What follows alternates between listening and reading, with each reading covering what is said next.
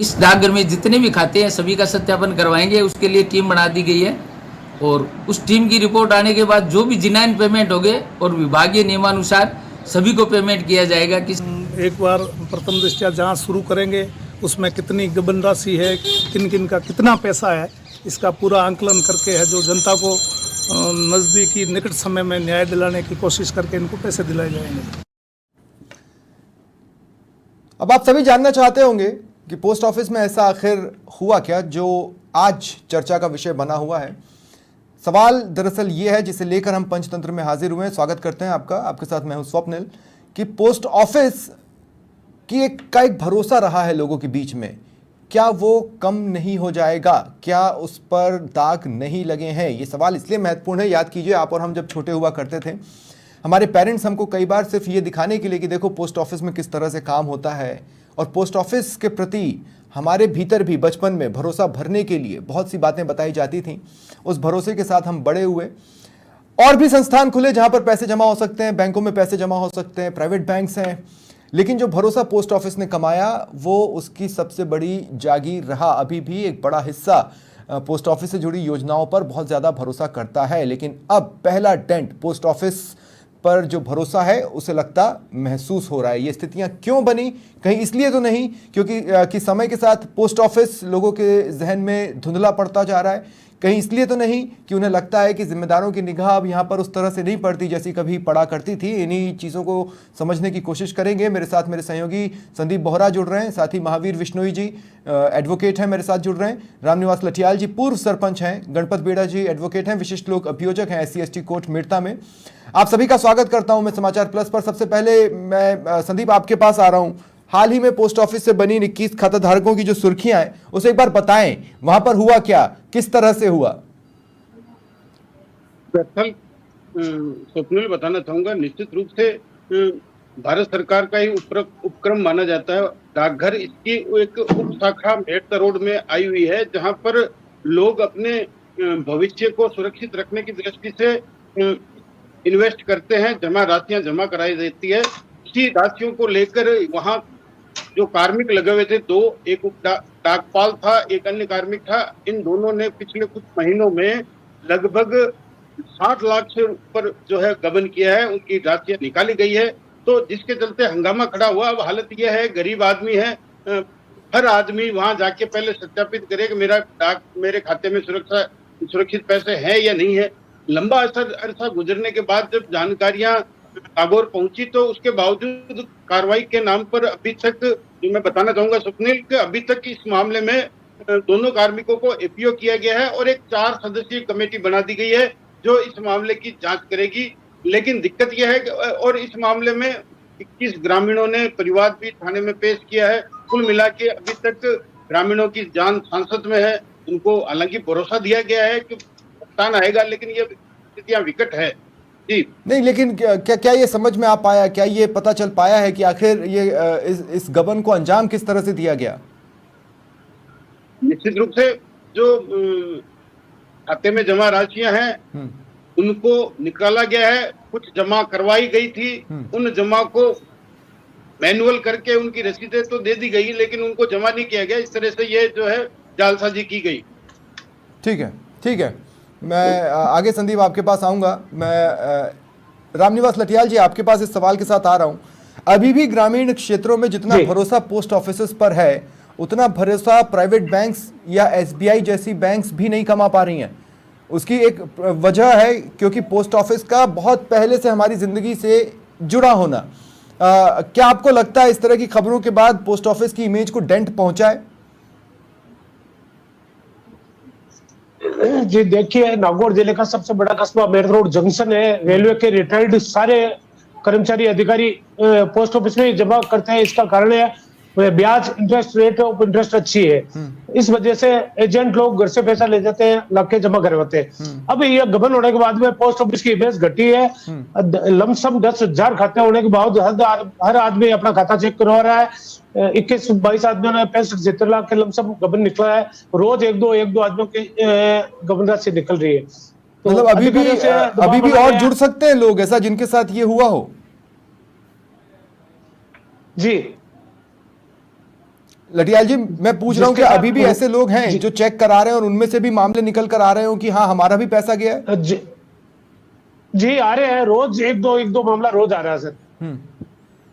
ठीक है, तो ठीक है। रेलवे जंक्शन होने की वजह से लोग बार बार जाते हैं, ट्रेनों में आते जाते हैं, तो आने के बाद खाता चेक करवाते हैं, तो उनको बाद में पता चलता है कि मेरे पैसा कम कैसे हुआ।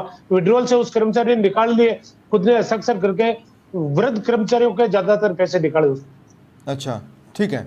गणपत बेड़ा जी, मैं आपके पास आऊंगा। लीगल एक्सपर्टीज आपकी इस तरह के कामों में क्या है? आप क्या अब जैसे मान लीजिए कि ये केस स्टेट की ओर से आपके पास आए, तो चार्जशीट किस तरह की हो, जांच एजेंसियों ने किस तरह से बनाई हो, कोई पॉइंट्स मिस ना हो, उसे आप किस रूप में लेंगे इस तरह के मामलों को?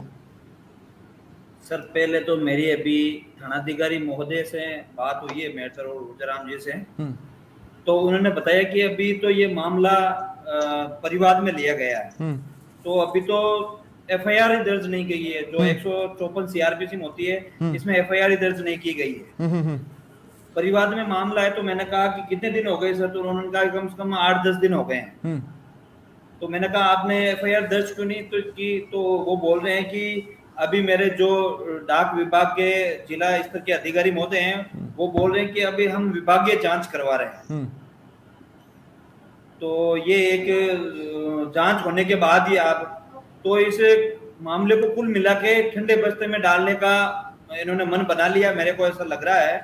जबकि मेरा पुलिस अधीक्षक महोदय नागौर से ये निवेदन रहेगा कि इस मामले में जल्द से जल्द एफआईआर दर्ज की जानी चाहिए। चाहे डाक विभाग अपने स्तर पर जांच कराएं, वो उनका मामला है, लेकिन यदि किसी के साथ फ्रॉड हुआ है तो प्रथम दृष्टया उनकी एफआईआर दर्ज की जानी चाहिए। एफआईआर दर्ज होने के बाद ही पर डे उसमें डायरी करती है, और प्रकृति रिपोर्ट जो ऑनलाइन होती है उसमें उनको बताना होता है कि आपने क्या क्या किया है। और ये बहुत ही गरीब लोगों का पैसा है जो मनरेगा से और खेतों में काम करके कमा के, एक डाक विभाग जो सबसे विश्वसनीय एक विभाग है उसमें लाके जमा करवाते हैं। और डाक विभाग बहुत पुराना विभाग है, उसकी एक अपनी अलग पहचान है, उस हिसाब से लाके लोग, गरीब व्यक्ति इनके अंदर पैसा जमा करवाते हैं। फिर जो ये उप डाकपाल वगैरह ऐसे लोग, जो चंद लोग होते हैं, बाकी पूरे विभाग ऐसा नहीं होता है, चंद लोग इसके अंदर गरीब लोगों का पैसा, जो उसकी सपनों की एक कमाई होती है, वो लाके वो ये सोचते हैं कि मेरा बेटा जब बड़ा होगा तो मैं उसको अच्छी स्कूल में पढ़ाऊंगा, उसका नीट जैसे एग्जाम दिलाऊंगा। लेकिन जिन लोगों ने गबन को अंजाम दिया, गणपत जी, जिन लोगों ने गबन को अंजाम दिया वो कोई हाई प्रोफाइल लोग नहीं है जो आने वाले समय में पूरा पैसा लेकर देश छोड़कर भाग जाए। लग रहा है कि ये पूरा ऊपर तक जुड़ा हुआ मामला है। उनको जब पता चल गया विभाग को कि इसके अंदर गबन हुआ है, तो उनको जल्द से जल्द जांच करवा के उनकी ओर, जबकि उनकी ओर से ये एफआईआर दर्ज होनी चाहिए थी, ना कि परिवादियों की ओर से। फिर भी ये परिवाद में रखा गया मामला है, तो इसके अंदर जल्द से जल्द एफआईआर दर्ज होकर चार्जशीट माननीय न्यायालय में पेश होनी चाहिए, और इनको सख्त से सख्त सजा मिलनी चाहिए, तभी विभाग का ये मान सम्मान बना रहेगा। ठीक है। महावीर विश्नोई जी, देखिए अपनी तरफ से हर कल्प्रिट ये कोशिश करता है कि वो मामले को जितना से जितना हो सके दबा दे, अपनी तरफ से वो कोशिश करता है कि जितनी सच्चाइयों को ढका जा सके ढक लिया जाए, लेकिन कोई ना कोई चूक तो उनसे हो ही जाती है। अब गबन के मामलों में जब जांच की जाती है, अगर उसमें देरी की जाए तो सामने वाले को सोचने समझने का ज़्यादा समय मिल जाता है। मैं आपकी बात से सहमत हूँ काफ़ी हद तक, लेकिन इस केस के जो नेचर है, इस केस के नेचर के अंदर, ये ऐसे केसेस राजस्थान के अंदर मेजर हुए हैं 3 अभी तक। 3 केसेस के अंदर, एक तो नागौर के अंदर हुआ है जो अपने गांधी चौक डाकघर का है, वो लगभग 1,86,00,000 रुपए का लगभग था। एक फलोदी के अंदर हुआ था, और एक 17 करोड़ के लगभग अप्रोक्स हुआ था उदयपुर का।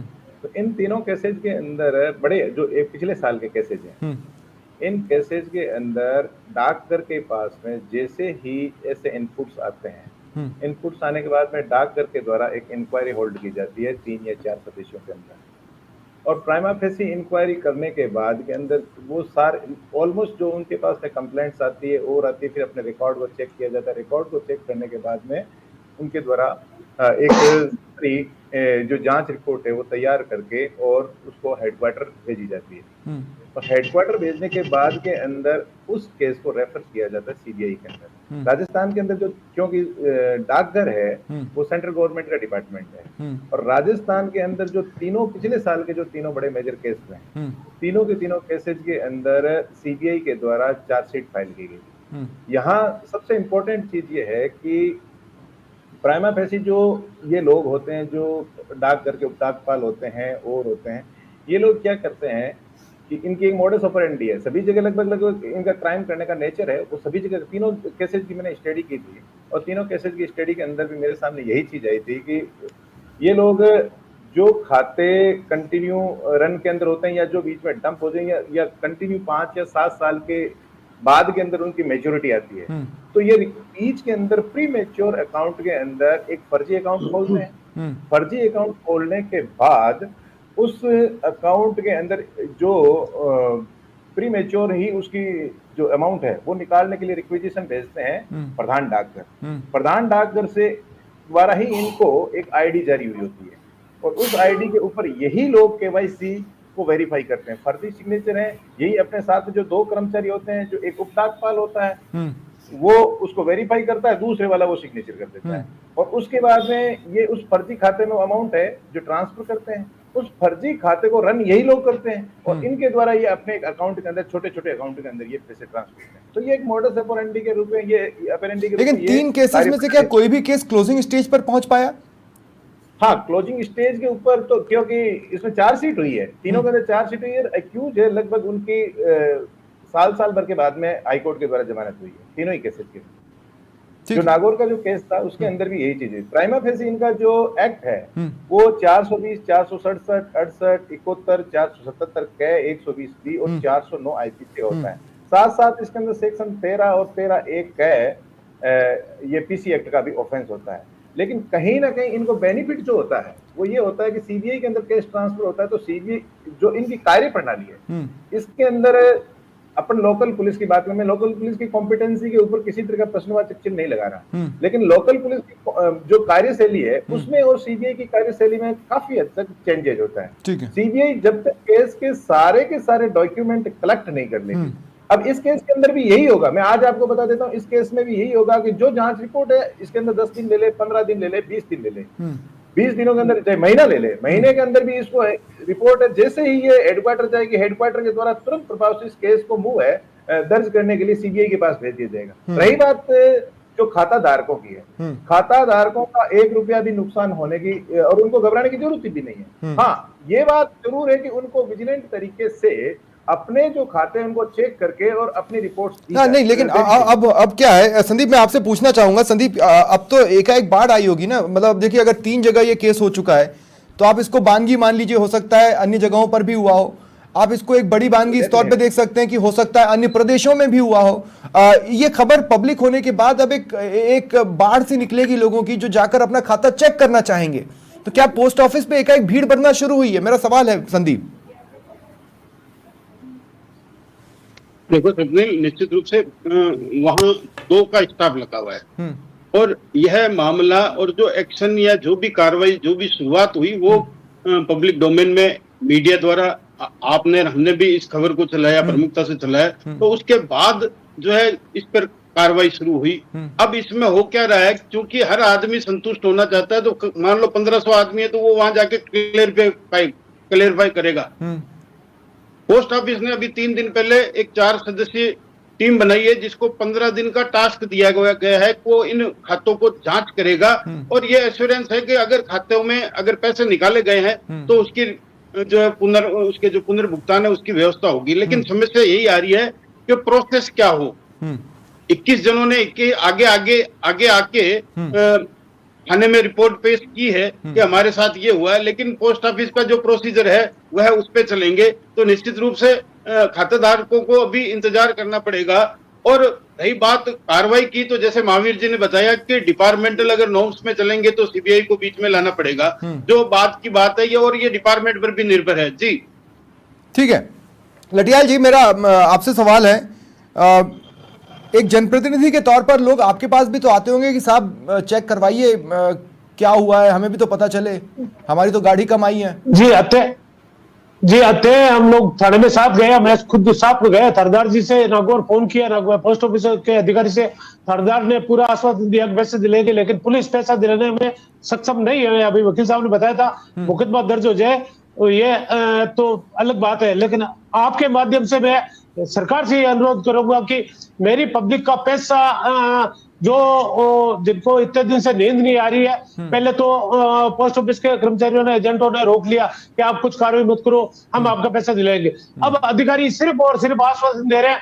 हमारे हिसाब से ये प्रक्रिया जो ज्यादा लंबी कर दी तो बेचारों का बीच में हार्ट की बीमारी से मरना पड़ेगा, क्योंकि पैसा हमें कम समय में इन लोगों को पैसा मिले तो संतुष्टि होगी। वकील साहब ने बहुत अच्छी बात बताई, पुलिस के पास उसको जेल में डालने का चाह रहा है, लेकिन पोस्ट ऑफिस के अधिकारियों से सरकार के माध्यम से पुनः निवेदन करूंगा आपसे कि हमें हमारी पब्लिक का पैसा दिलाया जाए, जो पूरी उम्र का रिटायर्ड कर्मचारियों का पैसा है, नरेगा का पैसा है, गरीब आदमियों का पैसा है। बहुत ट्रांसपेरेंट वर्क में, गणपत जी मैं आपके पास आ रहा हूं, बहुत ट्रांसपेरेंट वर्क होता है पोस्ट ऑफिस का, लेकिन उस ट्रांसपेरेंसी में कहीं ना कहीं एक इनकॉग्निटो मोड अधिकारियों ने ढूंढ लिया कि इस इनकॉग्निटो मोड के पीछे हम छिपकर काम कर सकते हैं। मेरा सवाल आपसे यह है, क्या सजा के प्रावधान कम है इस तरह के मामलों में, जिसकी वजह से वो ऐसा जिगरा दिखा पाए? नहीं सर, सजा के प्रावधान कानून के अंदर अच्छे हैं, न्यायपालिका पर हमें पूरा भरोसा है, लेकिन एक जांच होके और एक सक्षम सेक्शन के अंदर इनके खिलाफ चार्जशीट पेश हो, तब इनके खिलाफ कार्रवाई हो सकती है। पहले तो ये जांच करवाएंगे, उसमें देरी हो जाएगी। फिर कुछ ऐसे लोग हैं जो गरीब तबके के लोग हैं, जो कानून की प्रक्रिया से पूरी रूप से सक्षम नहीं है कि वो पूरा कर सकते हैं, उसी का ये फायदा उठा के ये सारे तो लोग भी अगर ज्यादा से ज्यादा अगर मैक्सिमम से मैक्सिमम सजा होगी तो वो कितनी होगी? इसमें से कम आजीवन कारावास तक का प्रावधान है। अच्छा, और आर्थिक जुर्माना अलग? आजीवन कारावास तक का प्रावधान है इसके अंदर। ठीक, और आर्थिक जुर्माना अलग? वो सारे फेक डॉक्यूमेंट्स जो इन्होंने गलत साइन करके विड्रॉल किए हैं, पैसे उनके खाते से, और वो सारे के सारे चार्जशीट के अंदर पूर्ण मेंशन होना चाहिए, प्रमाणित होकर आने जरूरी है। ठीक है, ठीक है। मैं एक बार फिर रुख करूंगा हमारे एक और मेहमान महावीर विश्नोई जी का। महावीर जी, मेरा सवाल आपसे यह है कि देखिए क्या है ना कि आजकल पोस्ट ऑफिस इतना नज़रों में नहीं रहता। मुझे बहुत अच्छे से याद है कि जब मोबाइल ताज़ा लोगों के हाथ में पहुंचना चालू हुआ था तो लोग कैसे BSNL की सिम के लिए यहाँ वहाँ दौड़ लगाते थे और जुगाड़ लगाने की कोशिशों में होते थे। आज कौन पूछ रहा है? पोस्ट ऑफिस के साथ भी अमूमन यही स्थिति है। तो जब आपको पता है कि अभी किसी पर भी हमारी नज़र नहीं है, कौन सा बजट में वित्त मंत्री जी पोस्ट ऑफिस को लेकर कोई बहुत बड़ी घोषणा करने वाली हैं, तो हम तो वैसे भी नज़रों से दूर हैं, चलिए मौका ताड़ लेते हैं। क्या ऐसा कुछ हुआ?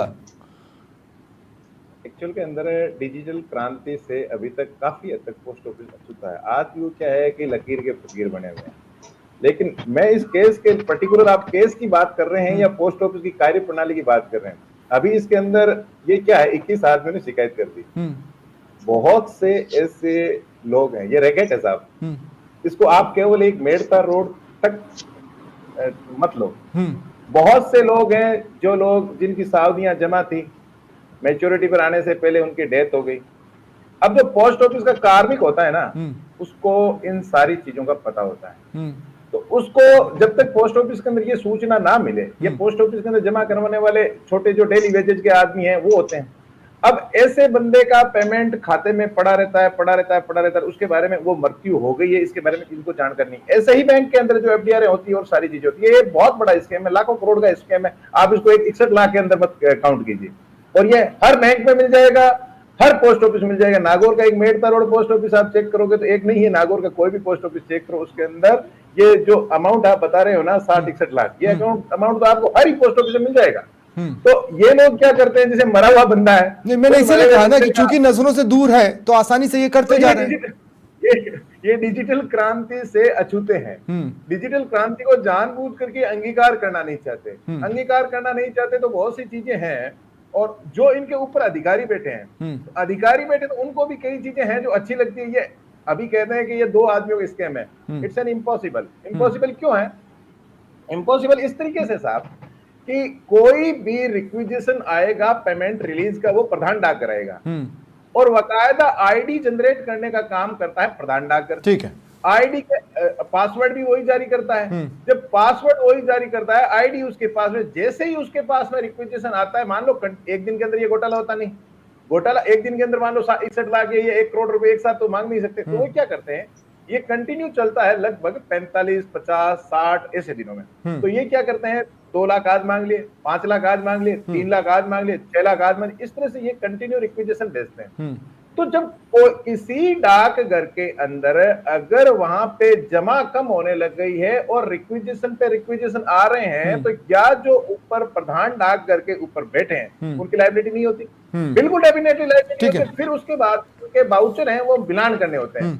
अब ये क्या करते हैं महावीर जी, मैंने अब तक की अपने पत्रकारिता के करियर में जो समझा है ना, वो ये है कि कहीं पर भी कोई क्लियर कट जिम्मेदारी चूंकि कागजों में मेंशन नहीं होती, तो हम एथिकली तो ये बात कर रहे होते हैं कि उसकी जिम्मेदारी बनती है, लेकिन वो इन्हीं कागजों के चक्कर में वो अपना पल्ला झाड़ लेता है कि भाई कल्प्रिट सिर्फ वहां तक है, किसी से तो चूक हुई है, कोई तो सुप्रीम मॉनिटरिंग होनी चाहिए। लेकिन संदीप, इसका नतीजा ये हुआ है कि मैं अभी कुछ महीनों पहले तक मैं चाहता था कि अपनी बेटी को पोस्ट ऑफिस ले जाके एक बार दिखाऊंगा कि बेटा तू भी बड़े होके याद रखना, ये हमारे समय का सबसे बड़ा सपोर्ट सिस्टम हुआ करता था हमारे लिए, पोस्ट कार्ड के जरिए, टेलीग्राम के जरिए।